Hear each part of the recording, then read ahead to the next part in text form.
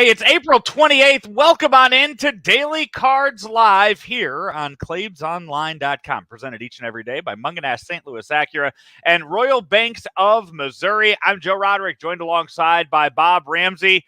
Rammer, the sparks were flying to end that series against the Mets yesterday. You and I talked about it very early in the morning. I don't know if we could go longer between talking to each other and doing this show than we did from yesterday at 7:30 to today around 5 o'clock.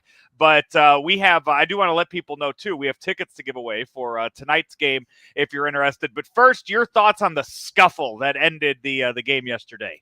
A lot of dumbness going around, a lot of real dumbness. I understand, the Mets are tired of getting plunked. I get it. And I don't think if everything else would have happened as it did, pitching and getting hit by pitch wise, except if Alonso wasn't hit in the head the day before, I don't think there would have. I think maybe some barking, but nothing else going on. But the Mets were super sensitive because of it. And they felt like they had to send a message back. Nolan Arenado, who is a great player and by all accounts a great guy, I don't know him. On inside pitches, he typically is a little over dramatic. But that's okay. The game needs drama. I'm not opposed to that at all. That's not even a criticism, just an observation. But it was all pretty dumb.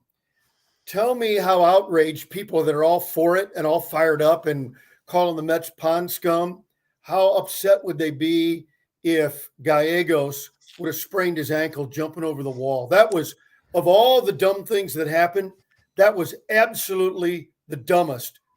Mozeliak should fine him. You can't be any dumber as a professional athlete than to do that. I meant to, I was down at the ballpark earlier, just about a few hours ago.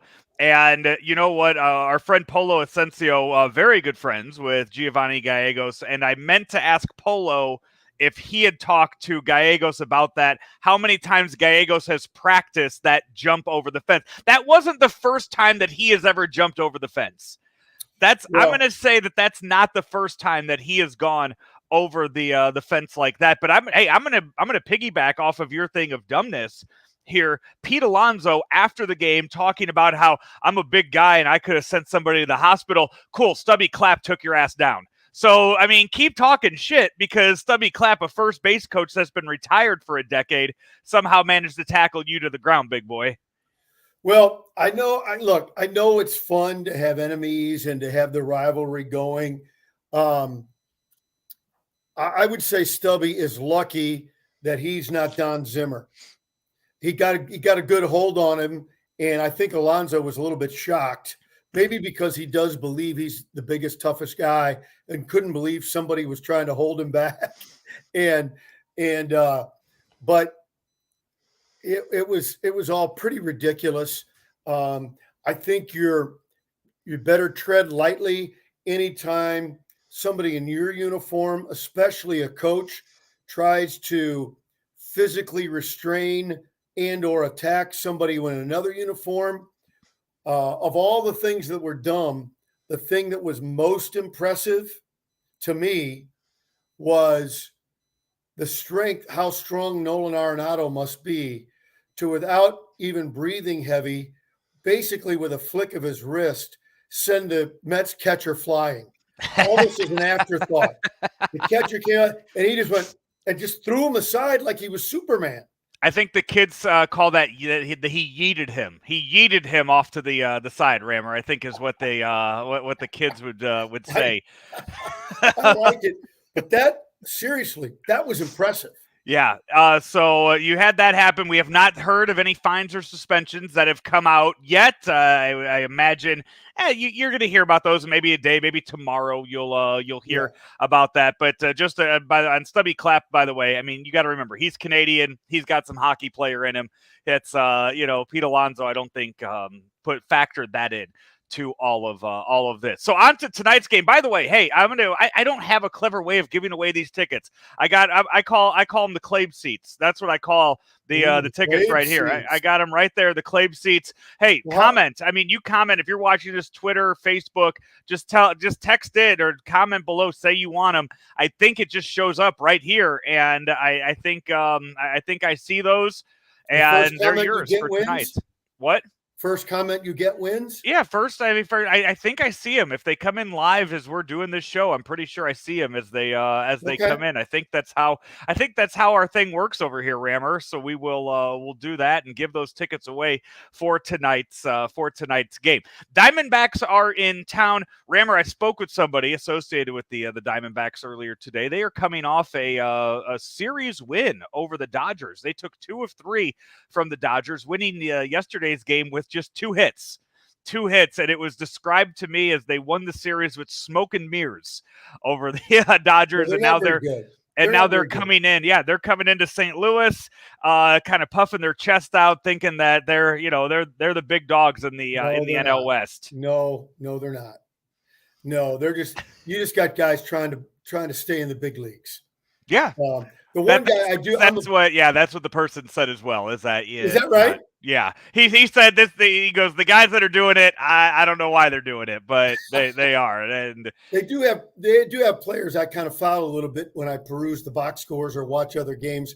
Because he was with the Cardinals, I'm a fan of Carson Kelly, who's splitting time at catcher, but doing fine. And I've always been a David Peralta fan. I think he's a professional and does a very nice job. But he's kind of all alone out there, and he's the one veteran. They hope that he can lead them to whatever success they can have. Yeah. They one of the guys that they have that you expect to be one of their stars is Ketel Marte, he has just been struggling this year, offensively and defensively for the D-backs, and he has been dropped all the way down to 6th in the lineup. Hey, here are those lineups for you for tonight. It's Diamondbacks, it's Cardinals. 6:45 is the start time for this one. Dakota Hudson on the mound against Humberto Castellanos. For the Diamondbacks, they go Dalton Varsho in center field. Pavin Smith is in right. David Peralta. What's that? So far, we're 0 for 2 in players that anybody knows. Okay, go ahead. David Peralta is in left field. Christian Walker at first base. He's good. Seth Beer is your DH tonight. You just made that up. No. Seth Beer is his name. Ketel Marte is at second. Carson Kelly is behind the plate. Nick Ahmed is at short. And Geraldo Perdomo is at third base. Cardinals, regular lineup, but a few different positions as they line up with Tommy Edman playing second base, Paul Goldschmidt at first, Tyler O'Neill in left, Nolan Arenado at third. Corey Dickerson gets the start in right field in today's game, or he started there yesterday too, actually, with Dylan Carlson sliding over to center.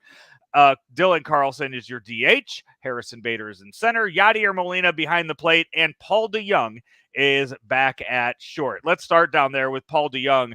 Got a hit yesterday, but the struggles just seem to continue on and on for the Cardinals shortstop. What I hope Paul and the rest of the lineup learned from yesterday, scored 10 runs without a home run. Put the ball in play, looking for hard contact, but you don't have to try and launch everything out of the yard. Almost everybody in the lineup is strong enough to hit a home run if they get it just right. Hit line drives, put the ball in play, make things happen. My favorite at bat of the entire day yesterday was Corey Dickerson nubbing one off the end of the bat, and it rolls about 30 feet. Why is that my favorite? Because guys were lacing doubles and triples all over the place. Why was that my favorite? Because they had the shift on Dickerson, and he was trying to take the away pitch away and beat the shift. He just missed it, but he was trying to do the right thing.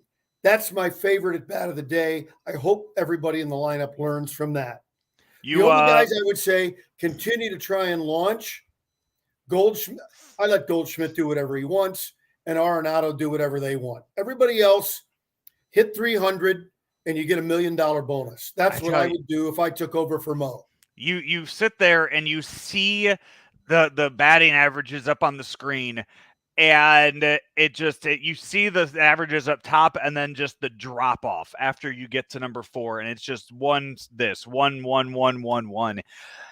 It's not good. I know we talked about it earlier in the week about the batting averages all around baseball. Something needs to give at some point, but it just was not. It's not pleasant to see up on the scoreboard. Defensively, though, Cardinals. When's the last time you saw a player get thrown out at second and a player get thrown out at third from the outfield in one inning? That Dylan Carlson throw from center, just absolutely incredible. 97 miles an hour all the way to third base. I assume that it's archived. For those of you who like play-by-play calls, go to KMOX Radio. Again, I assume it's archived. I was listening to it live. Carlson's throw, that play was as good a play-by-play as you'll ever hear. John Rooney was fantastic on that call. Yeah, I was in the car too. So Rammer, listen to this. You have kids, so you know the sacrifices that us parents make. I left the game in the 6th inning yesterday because I had to go pick him up from school, thus missing the big inning, and then missing the 2 outfield assists and missing the bench clearing brawl. Sacrifices. The sacrifices they will never understand that we make for them. They will someday, because you'll remind them when you're older. I picked you up from school. That'll be you. But no, yeah, John Rooney did a great job. I imagine if you listen to the pregame, you'll hear those highlights as a part of that. Plus, I believe Claibs is interviewing comedian Nikki Glazier on the pregame show tonight too. My pal. Yeah, so he's going to be talking to her if you're wanting to tune into KMOX for Nikki is terrific. For those who don't know, terrific comedian. She's really carved out a great niche. She's from Kirkwood, went to Kirkwood High School. I only met her and did a podcast with her with another St. Louis comedian, Greg Warren. And I was in stitches. They're just the professional comedians. They're just, it's just next level stuff. Really brilliant. And she's got a new show coming out, so that'll be fun. So listen to Claibs and Nikki tonight. Flute your flute, Greg. Hey, this is Daily Cards Live each and every day on Claibs Online, brought to you by Munganast St. Louis Acura and also Royal Banks of Missouri. Royal Banks, wherever you are in St. Louis, the east side or northeast Missouri. Royal Banks has expanded, but in each and every branch, you still have the hometown feel. Keep hearing warnings on business news that the mortgage rates are going up. It's worth your time, literally worth money, to call 314-212-1500 and get on board with mortgages and or refis with Royal Banks of Missouri. He's Bob Ramsey. I'm Joe Roderick. This has been another edition of Daily Cards Live right here on Claibs Online, presented by Munganast St. Louis Acura and Royal Banks of Missouri. We'll be back tomorrow with a Friday show for all of you. Until then, talk to you tomorrow. At St. Louis Acura, we have over 330 pre-owned vehicles of all makes and models. And all of them are covered by our St. Louis Acura Promise and backed by our Better Business Bureau A+ rating and 30 years in business. We also service all makes and models of vehicles, including glass and bumper repair, paint touch-ups, and full mechanical services from one of our 24 technicians. St. Louis Acura, better than ever for you, no matter what vehicle drives you.